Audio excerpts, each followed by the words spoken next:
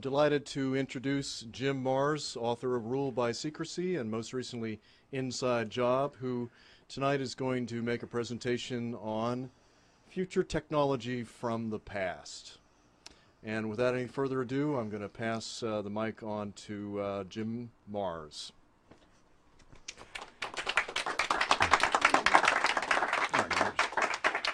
Sorry, I'm kind of getting in the way here. Am I good? Am I good for the camera? Okay. Have the mic working? Okay. All right, we're going to move real quick here because we don't have the time that I would really like to expend on this, but I think this is kind of a complicated subject, and a subject that most of you are probably totally unfamiliar with. So, but I am going to hurry on through this because I think it's very important, and I think it may give us an insight into our unparalleled and unsupported mad rush to occupy Iraq. Slide. If you go back to the Bible, you find what has been will be again. What has been done will be done again. There's nothing new under the sun.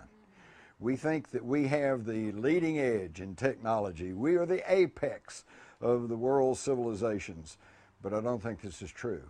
More and more, despite the foot dragging and naysaying by archaeologists and historians and everything else, we are more and more coming to learn that apparently at one point there was a planet-wide, highly technical civilization on this planet. And something happened, war and or geophysical changes, or both. And what we think of as our history, beginning with the Sumerians, coming up to the Egyptians, Babylonians, and then all up to the Greeks, Romans, Western civilization, of course, is what we're primarily talking about. That is nothing but the remnants of an earlier prehistoric civilization. The evidence is everywhere. The round balls of Guatemala, the pyramids all over the world, in China, in South America, Central America, Egypt, the ziggurats in Mesopotamia. All of the evidence is there.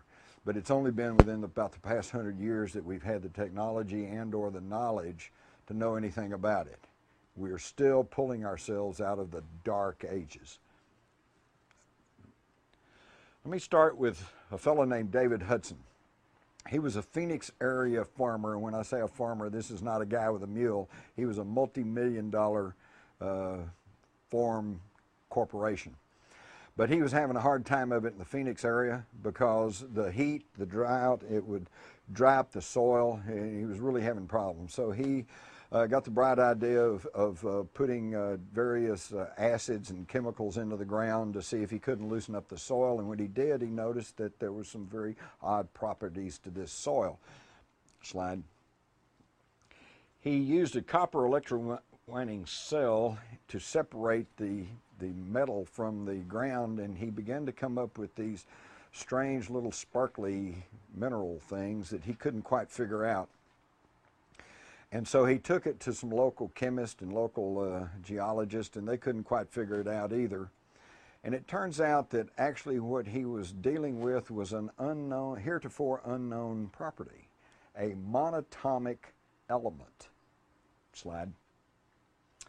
He named it an orbitally rearranged monatomic element. Interestingly enough, ORME we find in ancient Hebrew meaning the tree of life.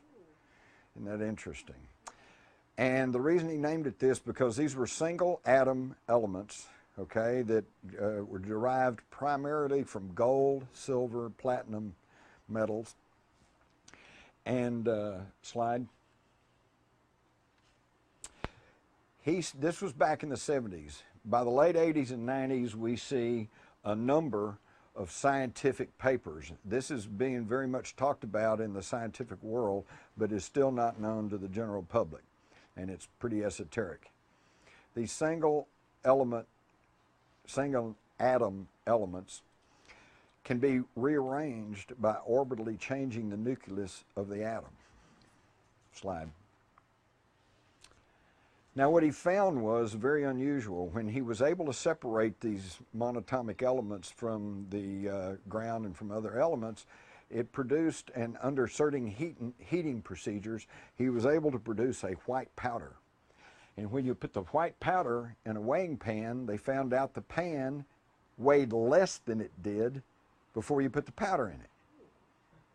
So it had some sort of anti-gravity property to it. Then it got stranger because they found out that if you heat treated it to a certain degree, the white powder would disappear. Well, now they really got excited because they thought, wow, you know, here's invisibility perhaps. And of course, then he started attracting attention from the big guys because who wouldn't want an invisible tank or an invisible plane? But what they found out is that they'd stir around in the weighing pan, you know, and say, gee, I wonder where it went. And then when it cooled off and came back to the white powder, it was in the exact same configuration as when they first put it in the pan. In other words, it didn't just disappear. It went somewhere. Okay, so now we're finding that this manipulation of this atomic material can shift it into another dimension. All right, so now they're getting excited because, hey, maybe this is the key to unlocking faster than light drive, limitless free energy, dimensional time travel. And they also found that it had physical properties, that you could ingest the white powder, and that it basically didn't heal you, it cleaned up your DNA and make you where you didn't have to be healed. So now we're talking about perhaps longevity, because we all know that every few weeks or so, every cell in your body is regenerated. There's not a cell in your body today that's the same cell that was there, say, 10 years ago. All right? So why can't we live for hundreds of thousands of years if we just keep regenerating our cells? Because at the end of our DNA strand is what they call the telomerase caps. There's a cap on our DNA. And when it gets to a certain time in your life, those caps kick in and you quit reproducing the cells. And what happens then? You age and you die. Oxidation. Slide. Now we know today that the structure of the atom is a lot different than what I was taught in school. This is Walt Disney's version, you know, our friend the atom. And we now know the atom is composed of all these various things, which I won't bore you with, mainly because I don't even understand them myself, because I don't claim to be a scientist or a highly technical person. I'm just a reporter, okay? Slide. But the atom is totally different. But we also know that in the atom, the nucleus, and then you have your electrons and protons and neutrons. The atom is mostly space. This is what I mentioned earlier about the fact that even our reality, everything we think is really hard and solid, is really just made up of atoms, and within those atoms is an immense amount of space. And yet within those spaces, the energy generated by these neutrons and protons and stuff is absolutely immense. And we're finding out things about this continually. They recently found out that protons have mass. Okay? It's a complete surprise to me. I didn't even know they were Catholic. It's a joke. All right, slide. They also found that by treating these monatomic elements, you can change the shape of the nucleus. And you can turn it into a dumbbell-looking thing. And I found that really intriguing because, of course, we all know that that looks very, very close to what the symbol for infinity is. So what we're dealing with here is the basic building blocks of life, energy, the universe. Slide. It also could be what we're learning to adapt as fuel cell technology. They are finding that, you can read this for yourself, these are some fuel cells that they're experimenting with United Technologies, and it's all based on energy conversion rather than fossil fuel or burning something or whatever. So in other words, this, of course, this technology that we're talking about would be of intense interest to energy executives and anyone who is heavily invested in the energy field. I'm going to here to tell you right now that there is tons of alternative energies out there. The reason we don't have it is because the big guys have not figured out how to get a monopoly on it. If we go to hydrogen, you can take an electrolyzing plate and you can separate, you know, what's water? H2O, 2-part hydrogen, 1 part oxygen. So you can separate that through electrolyzing and you can get hydrogen. So we could all get enough hydrogen so, you know, you can't get a monopoly on it. biodiesel, biofuel. You know, we can all grow some potatoes or corn or whatever, so they couldn't get a lock on it. They're going to fuel cell because they got to figure out what to put in those fuel cells to make them work that we can't get, and then we'll get it. Okay? Y'all live, most of you have lived through the time when the cigarette industry was fighting tooth and toenail, and for every scientific study showing that cigarette smoking was harmful, they had their scientific study showing that, well, their methodology was wrong, or no, it's actually good for you, or whatever. This was a delaying tactic until those giant cigarette companies could diversify. Okay? Today, the big cigarette industries, cigarette sales still into the millions of dollars, is still only a small fraction of their total profits because they diversified in other things. We're in the middle of this now with petroleum. They know the writing's on the wall. They know we need to get away from this, but they've got to drag it out until they can diversify and find a new technology to go with. Slide. Interestingly enough, this dovetails into the ancient stories of the alchemist who are trying to transmute base metals into gold. And we've all heard about that, and probably like me, you snickered at that. Now, poor fools think they can take a piece of lead and transmute it into gold. But you can, if you can learn the secrets of this energy manipulation at the atomic and subatomic level. Okay, because they have taken gold, transmuted it into this white powder, the white powder of gold. And then they have taken the white powder and transmuted it back into a gold nugget. Can be done, all right? But they are just now beginning to crack into this technology and this knowledge. Slide. And again, we find it's nothing new, because in the Bible, we learn about manna. Moses, the manna from heaven, and they said it came from heaven because they'd wake up in the morning and this white powder was strewn all around the ground. Well, you know, and they know nobody came in, there weren't any footprints, nobody left it there, so it must have dropped from the sky. No, they were producing it on Mount Horeb in the southern Sinai, where back in 1901, Sir William Petrie of archaeological fame in Britain discovered what he called an Egyptian temple. And today they call it the Mount of Moses, and they think this is where Moses went. And I've talked to people who have visited there, and they said within sight of this are some mountains where they have ancient gold mines. And there is a foundry in this facility, and this is where probably they were manufacturing this white powder of gold. In fact, Petrie recorded that when they got there and they tore up the flagstones, they found all this white powder there, but they didn't know what it was. So the wind blew it all away. This is ancient knowledge. They knew how to do this. We learned that Ramesses the Great offers conical white bread to the hawk-headed god of Hathor. And then down here we see Amenhotep III receives the conical Shem-Anah, or the Methus, okay? And all of that basically means the same thing.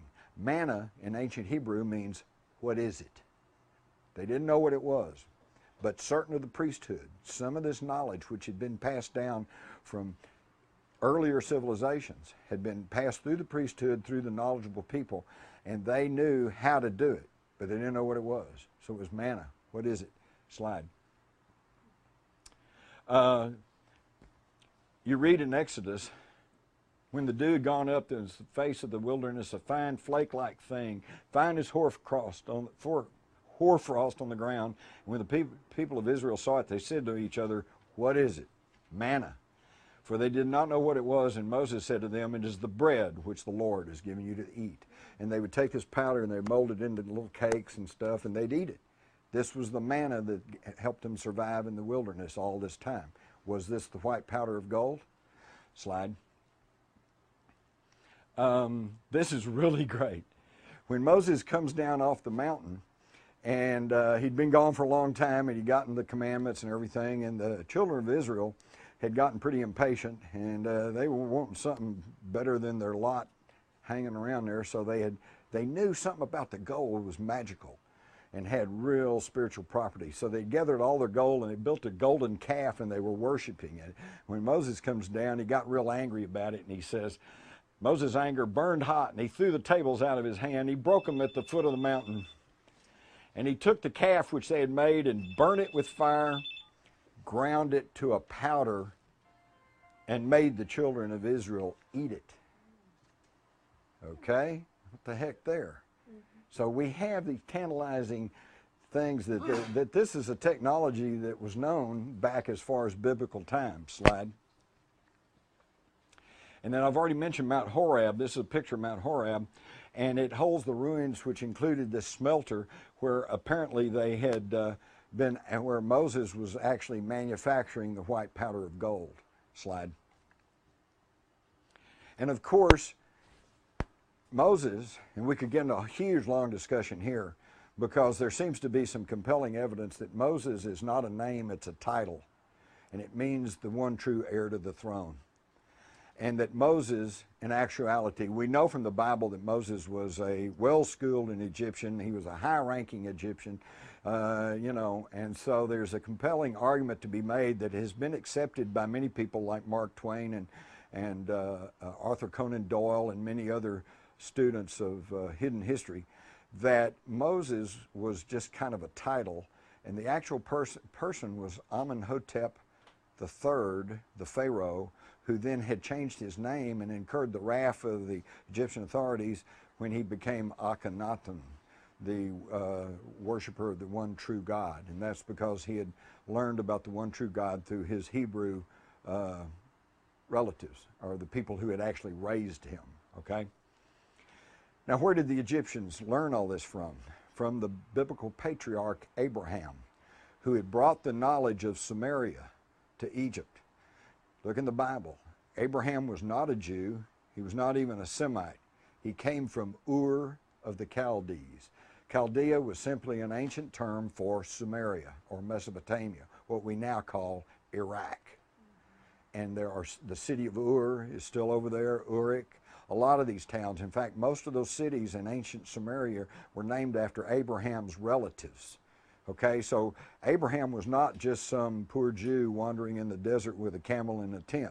He was a very prominent and probably royal Sumerian who brought the knowledge of the ancient Sumerians to Egypt. Shortly thereafter, the whole Egyptian civilization sprang full-blown into existence. And what I found in researching Rule by Secrecy is that it was surprising to me. The earliest dynasties of Egypt were the most advanced.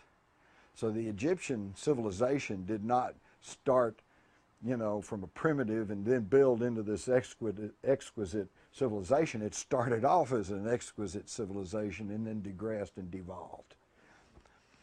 And all of it because of the information that goes back to Samaria. Slide. So we can see that Abraham comes from Ur of the Chaldees, goes up to Haran, comes all the way through Canaan, and ends up in Egypt. Slide. All of human history resides in Baghdad because that was the fountain of Western civilization for certain. Slide. The ancient Sumerians obviously knew a lot more than we even give them credit for. In this stele, we see that they made a representation of the solar system, correctly depicting not only the number of the planets, but the relationship of their size. This stele dates back probably about 6,000 years, far beyond the time of the Egyptians. It also shows Uranus and Neptune. Uranus was not discovered until 1781, Neptune in 1846, and Pluto, which they correctly show in their diagram, was not even discovered until 1930. So see, we're not the apex of knowledge. We are just now regaining knowledge that was here centuries ago. Slide. We have the example of the Baghdad battery. They found this years ago. It's just a little ceramic jar with a little copper tube that went in another little copper thing, and they couldn't figure out really what this was until somebody thought to put some grape juice in there, put the tube in, and put the little copper point in there, and what happens? Lo and behold, you get a half volt of electricity. So they knew how to generate electricity. And they didn't have a huge power plant, they just do it with a jar and some grape juice. They knew the manipulation of energy at the atomic and subatomic level. Slide. And how do we know they knew all this stuff? Because of the Sumerian clay tablets that are still in existence. There are over 500,000 of them. 500,000 of these tablets are known to exist right now, and only about 20% of them have been translated. Isn't that amazing? Some of you young people here, if you want to know what to do with your life, learn to translate Sumerian. Okay? It was the world's first writing, and what they did was they used a stylus and they would press it into mud with these little triangular shaped styluses, and then they'd bake it. It's a rock. That's why they still exist. Paper, papyrus, that all burns up, just, flakes away, but these things still exist. These writings predate the Bible by 4,000 years, and they tell of human origin. Slide. Not once, but several times, according to the Sumerian tablets, they say 432,000 years before the Great Flood, the Anunnaki came from Nibiru through the Great Bracelet, which is the asteroid belt, to the Earth. And here they landed in the Persian Gulf and began to colonize and search for gold. There were strikes over the hard work, and it was decided to engineer a slave race by manipulating the DNA of primitives. Kings and dynasties arose once this slave race came into existence, and warfare broke out. And that's a thumbnail sketch of what they say our history is. And it does answer one big mystery. For centuries, they've been looking for the missing link. We know Neanderthal existed, and then there was Cro-Magnon, modern man, and they've been looking for the link in between. For years, they thought that there should be something in there because they must have mated and interbred, but now we know for certain that they did not interbreed because they are two separate species. And there is no missing link because they manipulated the DNA. Slide. Gilgamesh, the legendary Sumerian king, the world's first epic novel, thought to be mythical, and yet now they have now found what they believe is the tomb of Gilgamesh. The story is amazing. You really ought to read the story of Gilgamesh. He, along with his non-human companion, Enkidu, and we don't know who or what Enkidu was, perhaps a robot, perhaps an organic robot, perhaps an alien, who knows? But they made it very clear that he was not a human. And they go in search, trying to find the ancient gods, looking for the secret of immortality, longevity, the secret of the white powder of gold. Slide. Recently, among the amazing new discoveries that these French and German archaeological teams were finding in Iraq beginning in 1999, 2000, 2001, was using ground penetrating radar. They really believe that they may have found the tomb of Gilgamesh under the Euphrates River. Slide. But anyway, they were finding all of these amazing new discoveries. Did they find the secret of the monatomic gold? Did they find the secret of longevity, of free energy, of time travel, star portals? If you can manipulate energy, you can go to another dimension. You could probably create a wormhole. You could probably go to another star system, and there we don't have to worry about the problem of spending hundreds of years blasting along in a fuel-propelled rocket, that it would take you to get to another star system. You jump through a wormhole and you're there, or you jump through another dimension. But that brings us to Baghdad in April of 2003. Where would they have taken all these amazing new discoveries? They would have taken them to the Iraqi National Museum in Baghdad. And would they have immediately put them on display? No. They would have been put in the basement where they would have been cataloged and cleaned up and prepared for exhibit. But in spring of 2003, George Bush, against everyone's wishes in the world, invades Iraq. I went through this earlier, but the weapons inspectors, both ours and the United Nations, said there's no weapons of mass destruction. The Atomic Energy Agency of the United Nations said there's no weapons of mass destruction. Even Saddam Hussein, at the last minute, was finally going, okay, whatever, send in the weapons inspectors, do what you want. Bush would not take yes for an answer. Okay, we were going to invade, and we did. And what we do, against all military logic and tactics, instead of going for an objective, seizing your objective, solidifying your wins, and then moving on to the next objective, we made a beeline for Baghdad. This is what has created the problem in Iraq for the United States today, because we failed to pacify the countryside. And what happened in Baghdad? Well, they put a Marine guard on the Ministry of Oil, but there was no guard on the Iraqi National Museum, although several museum officials from around the world had already secured the promises from the Pentagon that they would protect the priceless treasures in the Iraqi National Museum, but it didn't happen. Slide.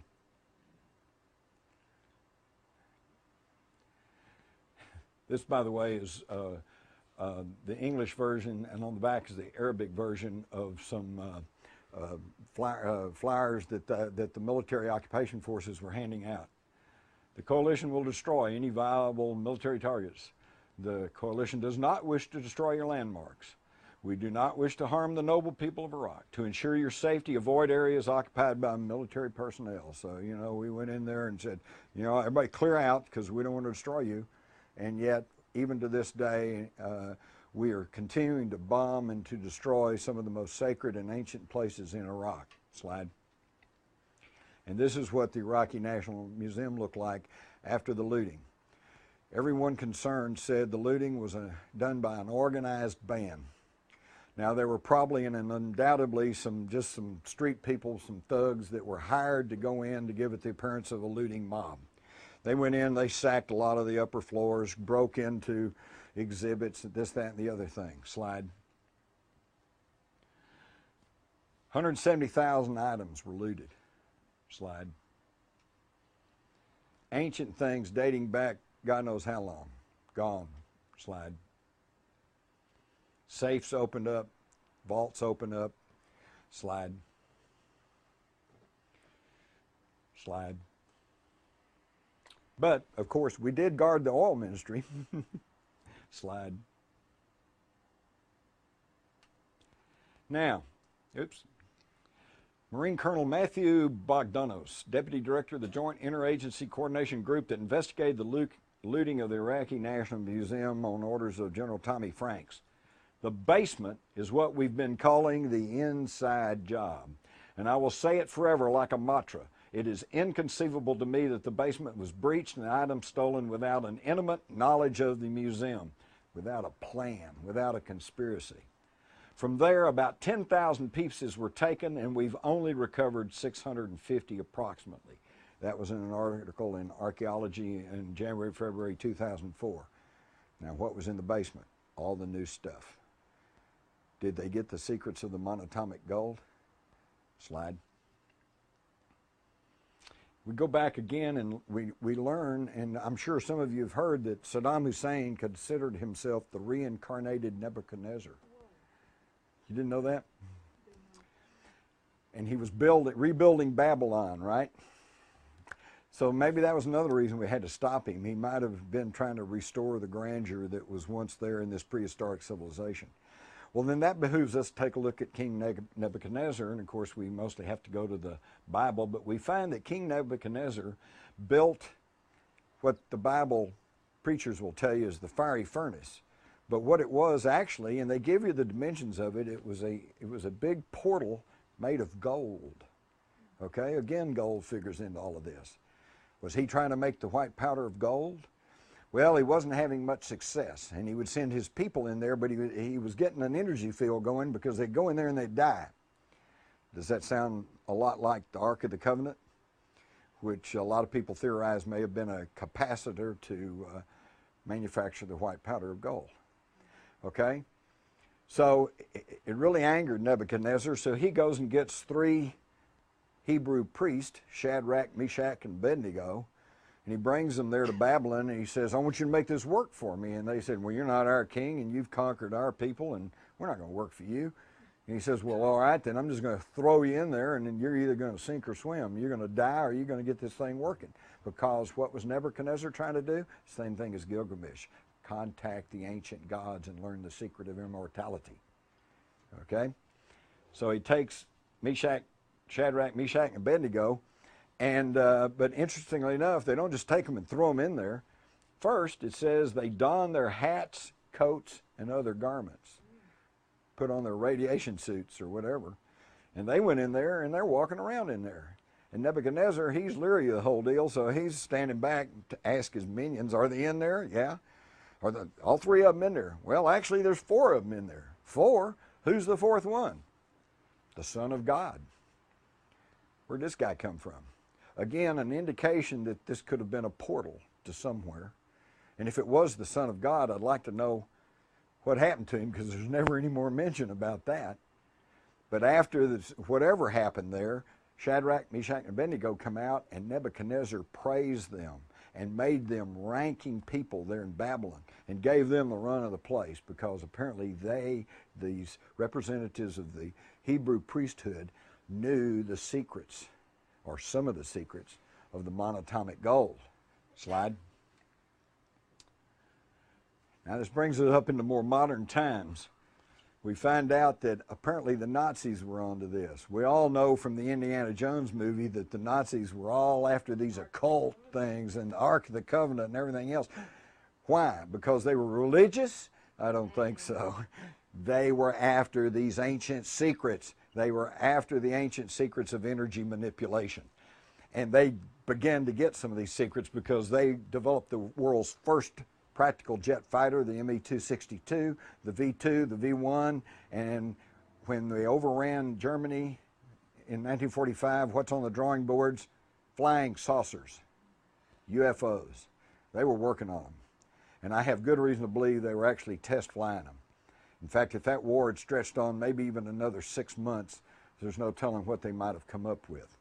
And who was in charge of all that? A very mysterious SS general by the name of Hans Kammler. He was in charge of all of their leading edge technology. And he's the one that brought Werner von Braun and von Dornberger and the rest of them from Peenemünde and brought all the rocket research down into Munich. Why? I think because they were closer to the American lines and they wanted to give up to the Americans because they knew they'd be well treated and they knew that they could work their way into America, which is what they did through Operation Paperclip. Now, according to von Braun, he wanted to resume testing of the V-2s, and Kammler told him, no, I'm going to hand the V-2s and you folks over to the Americans in exchange for immunity. But a little later, he told von Braun, I'm going to disappear and you're not going to hear from me again. And sure enough, he dropped from sight. And even though there were reports that Kammler was seen in the United States in the 50s and early 60s, there is no record of what happened to him. But we know that he did not turn over the V-2s or the V-1s. Okay? But yet, if he was in the United States and if he did survive the war, what did he hand over to the Allies in exchange for immunity?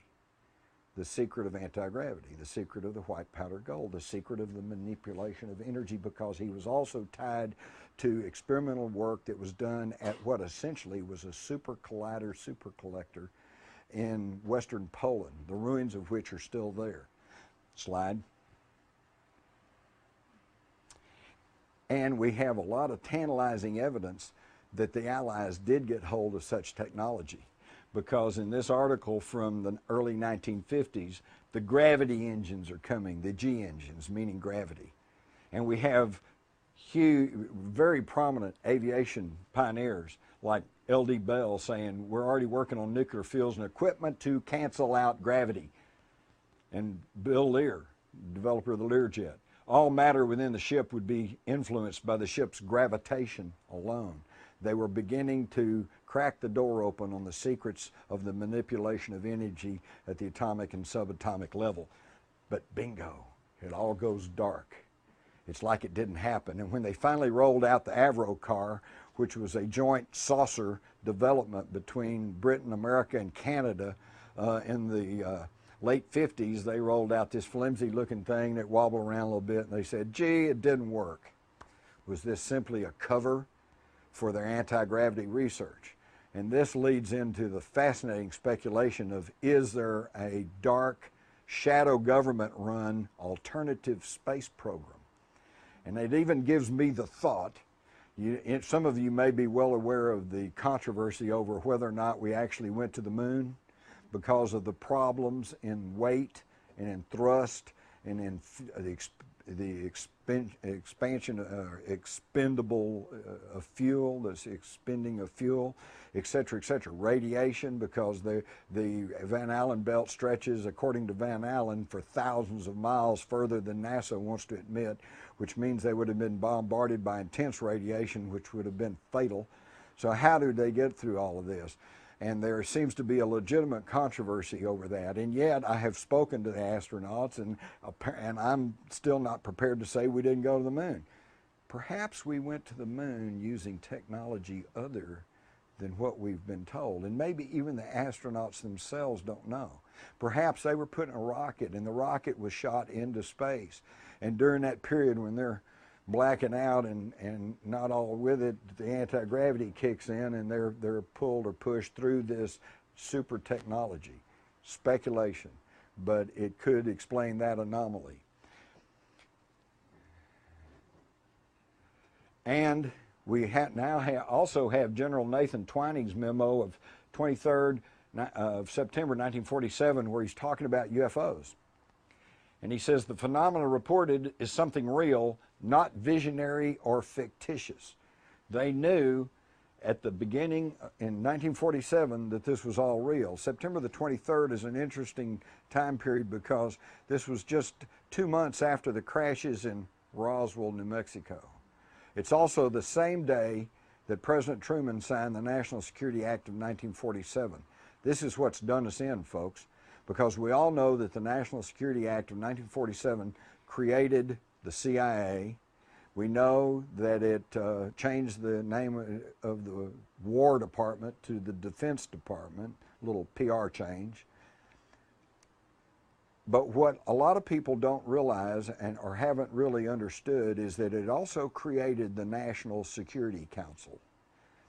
Now, we all have heard of the National Security Council because even up to the invasion of Iraq, everything's done through the National Security Council, which by definition takes care of anything having to do with national security. But who can tell me who the National Security Council is? President, Vice President, Secretary of Defense, and Secretary of State. 4 people. Did y'all hear that? The President, Vice President, Secretaries of State, and Defense. 3 of those are appointed by the President.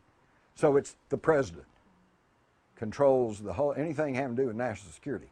This is where we went into the national security state. This is why, because creating the National Security Council, anything having to do with national security, it bypasses Congress, bypasses the Constitution, bypasses the media, and hence bypasses the public. And this is why they've kept the lid on UFOs. Why? Because they don't want people to know our deepest, darkest secrets, which is they are tampering with the basic building blocks of the universe. Manipulation of energy at the subatomic level. Slide. And by the way, in that same document, Twining says, it is possible within the present U.S. knowledge, provided extensive detailed development is undertaken, to construct a piloted aircraft which has the general description of the object in subparagraph A, meaning a UFO. So in 1947, they were basically saying if we had a crash policy, we could build our own UFOs. And I think they've done it. And that's why but don't get me wrong, I'm not saying that every UFO sighting is some sort of secret government test craft. A bunch of them are, but not all of them. In fact, there is good evidence to suggest that we are in an undeclared, under-the-table, covert war with extraterrestrials. And we're not being told about it. And it kind of makes a mockery of freedom and democracy, doesn't it? And here's the Avro saucer, and they're all going, well, gee, it just didn't work. And that was the end of that. And this has never been talked about. In fact, to this very day, some of you probably understand what I'm saying. If you go to our centers of higher learning, or if you go to the large corporations, and you start talking about anti-gravity, they call the security guards and have you run out as some kind of nutcase. Because this has been so thoroughly blacked out, because it is so real and it stretches back so far. Slide.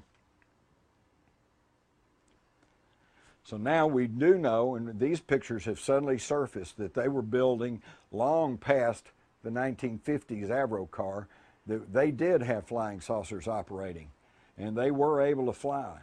And the question becomes, were they powered by just some sort of exotic jet, as they would have us believe, or do they have anti-gravity? I've had people very conversant in the aviation field tell me that the SR-71 Blackbird stealth fighter, that it looks like it really shouldn't be able to fly. So there is some theory that, yes, it's got jets on it, and yes, they roll it out, and you can see it flame and go down the runway, and it all takes off, but there are leading edges of certain material, and there are some electronics on board that they can kick on, and that we are actually using anti-gravity right now, okay? And what I would like to know, and the big conundrum is, do the pilots even know? Okay, maybe they're told this is some sort of system, you know, flip this switch here. You know how you do an aircraft. You got to, everything's written down. You just flip stuff, and you're told basically how everything works. Maybe they're told it's the cooling system or something, you know. So again, we have technology that obviously stretched back through all of human history that's being kept from us. Slide, although I think that's it. Okay. Here are some of the recent sightings of these giant triangular craft. Are they them or us? Are they human ingenuity? Are they shadow government test craft that they're using? Or are they reverse engineering of ET craft? Or are they, and what are they being built for?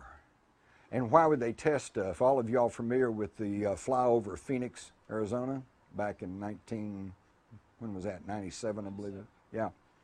Okay. That's a big deal.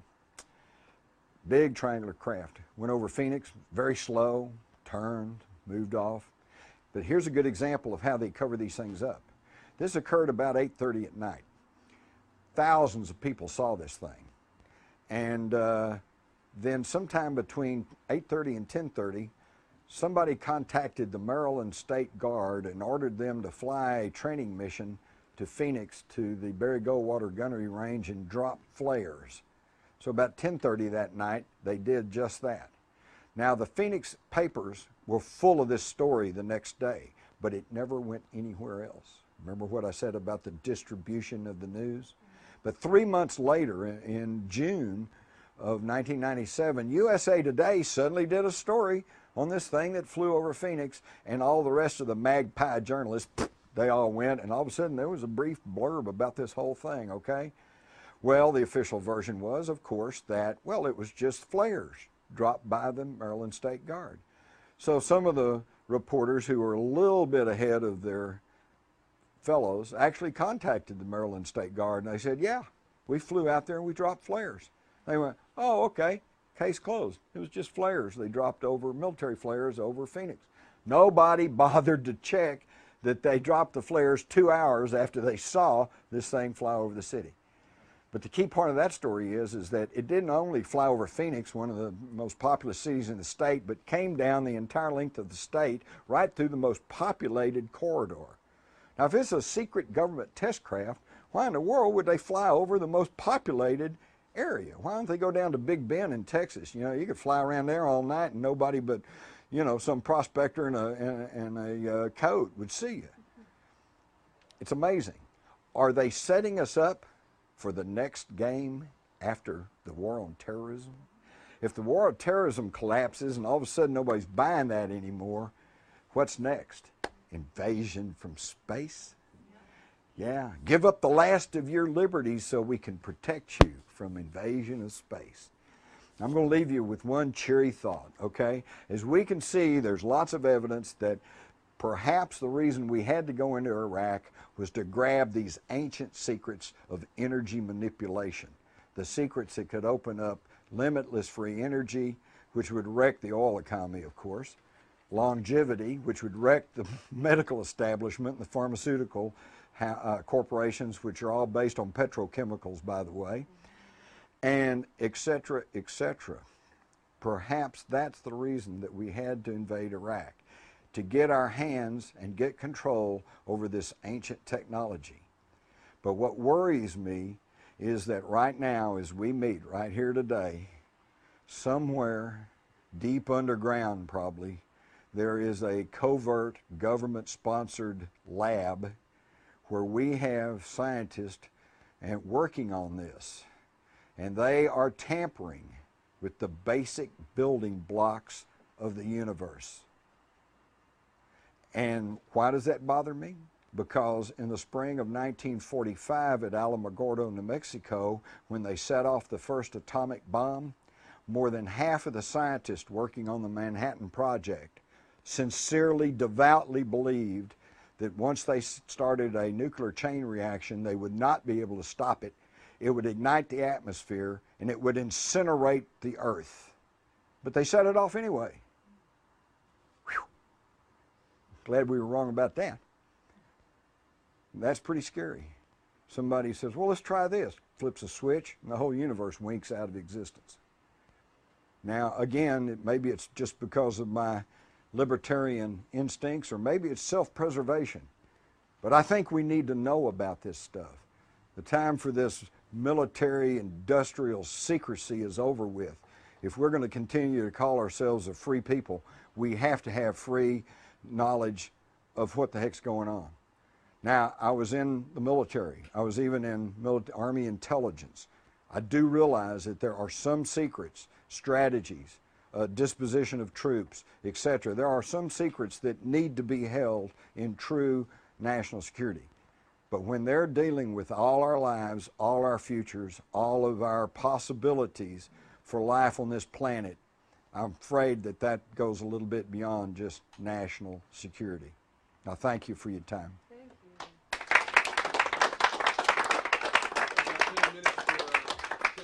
All right.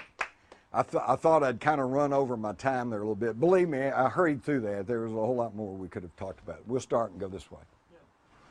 Are you pointing Jim or me? Yeah. Great, thanks. You left off with a comment that may be related, if not to come back to a little bit later, about who are they? It was before this. Oh. So just to plant that seed, and that's my interest. Okay, you saw what the Sumerian tablet said. The Anunnaki come down, okay? And these are these ETs. Colonized the planet, apparently, okay? Now, one of the problems they had was they started interbreeding with their worker race, okay? And this produced the men of renown that the Bible refers to as the Nephilim. Go back in Genesis and read what it says. It says the sons of God mated with the daughters of men and created the Nephilim. They are the hybrids. It's us. And then the hybrids, of course, kept going, and that's why on down today, we're all related to these star people, because that's where we came from. But now there are some among us who are more related than others.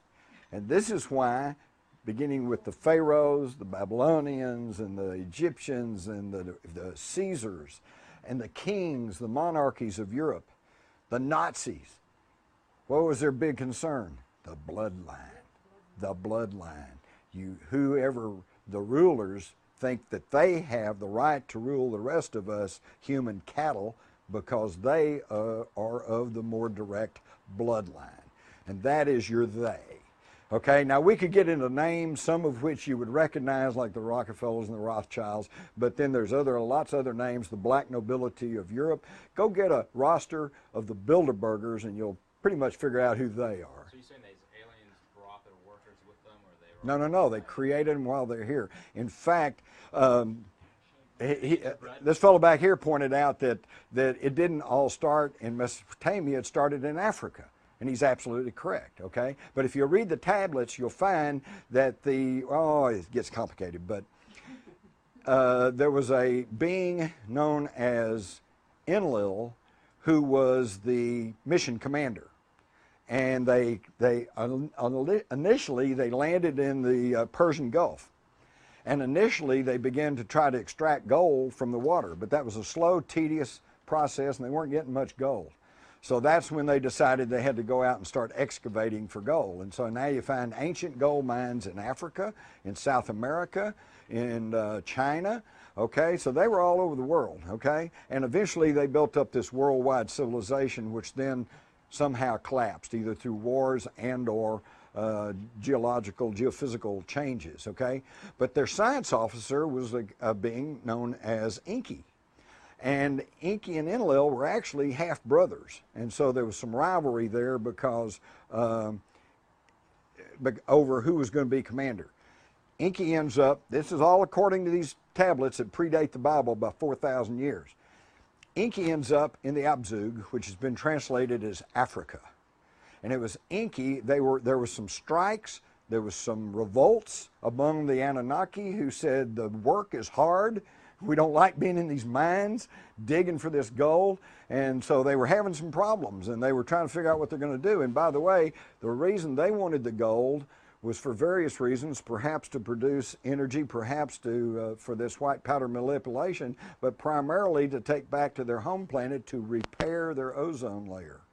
And this is the exact same thing that Edward Teller and others have proposed in repairing our own ozone layer, is to put gold, powdered gold, which is a highly conductive metal, and seed it into the upper atmosphere to seal off these ozone holes. Okay, so they said, okay, what are we going to do about this? And Enki is the one who said, well, I got a solution. Instead of abandoning this planet or killing all the workers because they won't work, why don't we create a slave race, a worker race, okay? And interestingly enough, they had the same arguments that we have. They said, well, it's not up to us to play God. And his counter-argument was that number one, we're not playing God because we're not creating some new race. We're just tweaking the DNA of an existing being, okay? And two, we need this so that we can get the goal we need and all like that. And his view prevailed. And then in the tablets, they tell you how this was accomplished. They took the ovum of a primitive earth female, shall we call her Lucy? And they impregnated it with the sperm of a Anunnaki male, and then implanted the fertilized egg in the womb of an Anunnaki female, who carried it to term, did not have a natural childbirth, but had a cesarean childbirth, and it produced what they call the Adama, the Adam, the first hybrid. Okay, and initially these hybrids were like mules. They could not procreate. So they had to keep creating all their workers, okay? It's a long, lengthy, fascinating story. But eventually there was the whole thing here, but eventually they finally tweaked it to the point to where the mules could reproduce, and this is where we have modern man. Yes? What about scientists that have mysteriously died or disappeared? Any connection with these laboratories underground? Are you talking about the microbiologist? Yes, that's pretty spooky too, because I am well aware of that. There's a whole, how many are there now? 14 or something like that? 18? There's a dozen or more of the world's most preeminent microbiologists who suddenly, in the wake of the anthrax attacks, suddenly died or disappeared and never been heard from. Why? Because they could have told us where that anthrax came from, even though it's now leaked out that it was weapons grade and that it could only have been produced by the United States. And yet nobody has been caught, nobody's been prosecuted for this. Deadly attack, people died.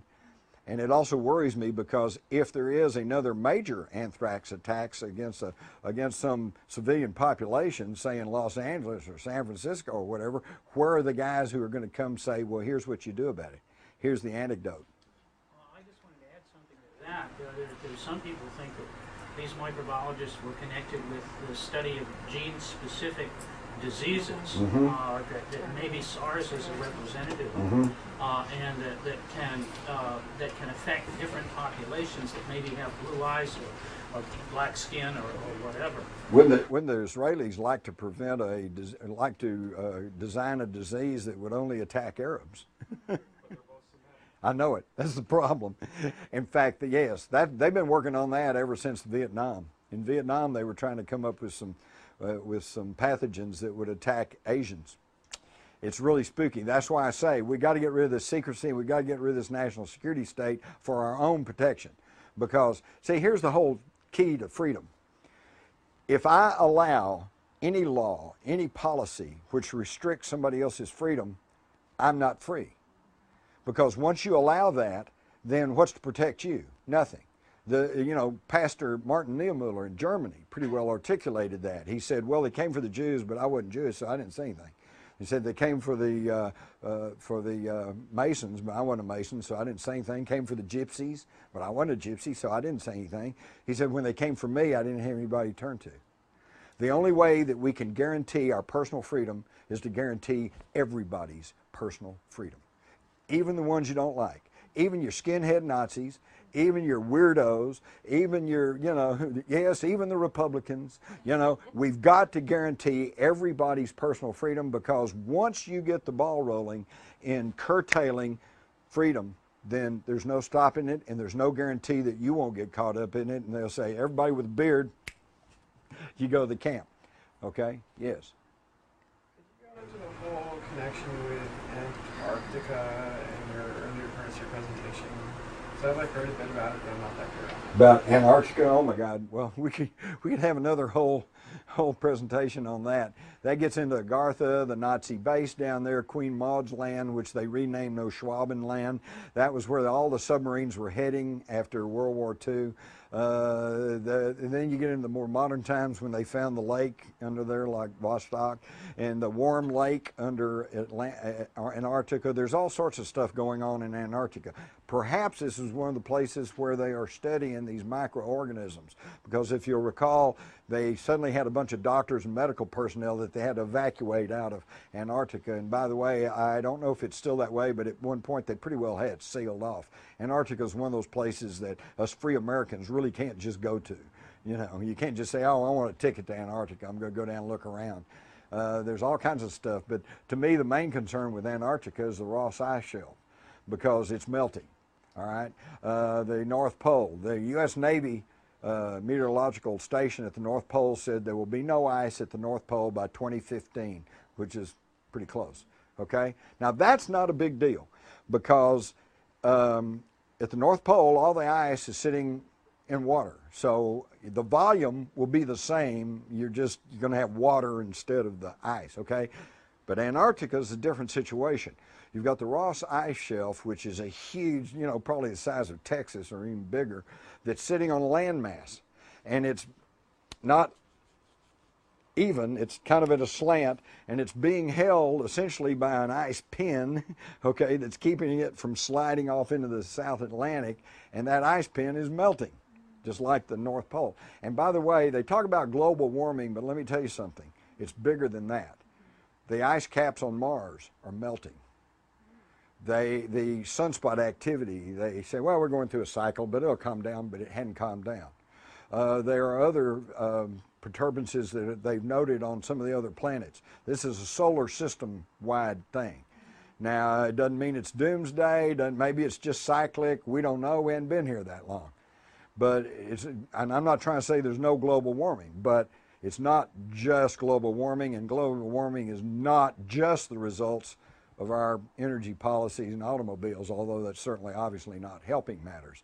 But the problem with Antarctica is if the pin melts and the Ross Ice Shelf slides off in the South Atlantic, it's going to raise the water tables around the world by about 12 feet, which would inundate New York, London, probably Paris, San Francisco, Los Angeles. We're going to have a real problem, okay? And this probably will all happen within our lifetime. So what do y'all do about it? Beats me, you're going to have to decide for yourself. But I know I'm in a very solid place in Texas, and I have an underground house with a log house sitting on it, my own well, and I'm there, and that's no guarantee. I've since coming out here, I've had a lot of people tell me there's going to be a terrorist attack on September the 27th. Oh no, I'll be in Australia. So a lot of good's going to do me, right? So what I say, my game plan is hope for the best and plan for the worst. Why are these aliens at war with us? They're not at war with us, we're at war with them. Okay. Because they want to keep all this secret. According to several sources, they have approached the leadership of the world, various national leaders, and they said, okay, we'll make contact, let's deal, we'll swap technology, but you guys got to promise to lay down your weapons, start learning to get along with each other, yada, yada, yada. And the national leaders have said, we don't want any part of that. I'm in control here, and I don't want to give it up. And that seems to be the problem. And that may indeed be the reason for these abductions, because they have given up on trying to contact national leaders, and now they're just making individual contact with ordinary people. And slowly, if you all think back, say 15, 20 years ago, if I stood up here and mentioned an alien abduction, y'all would just run me out of the room. It's like, well, you're just a crazy man. And a lot of you probably still thinking, I don't know about this guy, but at least we've gotten to the point now where we can talk about it. And another 10, 15 years it'll be, oh yeah, I know somebody had an alien abduction, or maybe they're here. You know, we have to acknowledge that that this is a real issue and that it is real. And it's like Twining said in 1947. It's not hallucinatory or fictitious. This is real, and it is real. And let me tell you something here. If you guys, obviously you all are interested in what's going on in the world, or you wouldn't be here today. But let me tell you something. If you try to figure out what's happening in the world today and try to figure out geopolitics, and you turn your back and ignore the UFO ET connection, you'll never figure it out because you're missing a big piece of the puzzle. And that's why we're in such difficulty here. You got guys in Washington who they don't want to hear anything about UFOs. Go to the news media. They run you out of the office to try to talk about UFOs. So how can they possibly figure out what's really going on, because they're ignoring a big portion of the equation? I've got a lot of questions. Oh my God. What about the whole fundamentalist thing, and the born-agains, and the prophecies, and Armageddon, and what's going on in the Middle East and Israel? Well, that comes back again. Well, okay. The fundamentalists. Why they call fundamentalists? Because they say the Bible is the inerrant Word of God, and you believe everything that's in there, especially that verse that says, "Thou shalt not suffer a witch to live." So let's go burn the witches. Where's the witches? Well, then you go back and study history. Back in the Middle Ages, they burned the witches. And who were the witches? Number one, women. Number two, they were midwives. Midwives, okay? If you were a midwife, you were pretty much suspected of being a witch, okay? Then they go back again, but is the Bible the inerrant Word of God? As a Christian, I'm a little torn on this, because on the one hand, I really do want to believe that it kind of is, and in a general sense, I think the philosophies that are in the Bible are good, solid works. I think that it was an inspired work of writing, but what you have to understand is it's been edited, it's been jacked with for centuries. Another thing I found in studying the ancient Sumerian tablets, they tell you all about the flood, okay? They tell you all about the flood. God came to this guy and said, hey, build an ark. Use pitch and bitumen to seal it, and you know, put all the seed of every living thing in it, and the ark, the flood came, and the ark rode it out for 40 days and 40 nights, and ended up on Mount Ararat. Exact same story you see in the Bible, except in their tablets, the guy's name wasn't Noah, is Upnarpishtim. And this was 4,000 years before the Bible was written. Okay, so the Bible may be the Word of God. It may be full of truths, but it is an amalgamation of history and stories and Sumerian history and things that have been passed along word of mouth. You know, most people don't realize that the Bible was not written down as a written document up to within 300 years of the time of Christ. Okay, that's how recent all that is. Before that, it was word of mouth. And have any of you all ever played the parlor game where you get a line of people and one whispers a sentence and you pass it down? It gets pretty garbled in the translation, okay? Then that's the problem we have. But it even gets worse than that, because then you get the Council of Nicaea, where the Pope Constantine decides, here's what goes in, here's what stays out. Oh, this kind of promotes women in the church. We don't want that. That goes out. You know, okay? So you've got to understand that the Bible in fundamental ways may be very true and may be very inspired, but that in details it's been, even the Bible scholars will tell you, it's been heavily redacted, which is a fancy word meaning edited. Okay? Is that it? Thank you all.